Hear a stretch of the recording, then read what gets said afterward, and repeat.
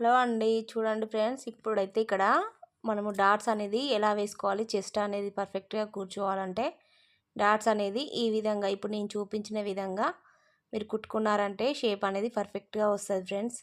Chest ఎక్కువగా ఉన్న వాళ్ళకైతే ఈ డాట్స్ అయితే మనకి పర్ఫెక్ట్గా సరిపోతుంది. ఇది నేను ఇప్పుడు మీకు చూపిస్తున్న విధంగా వేసుకోండి, షేప్ అనేది కరెక్ట్గా వస్తుంది. చూసారా, ఇలా అయితే వేసుకోవాలండి. మనము సింపుల్గా వేసుకోవచ్చు ఫ్రెండ్స్. ఎంత కొత్తగా నేర్చుకునే వాళ్ళైనా ఈజీగా వేసుకొని కుట్టుకోవచ్చు మీ బ్లౌజ్ మీరు. చూడండి, డాట్స్ అనేది ఇలా వేసుకోవాలి.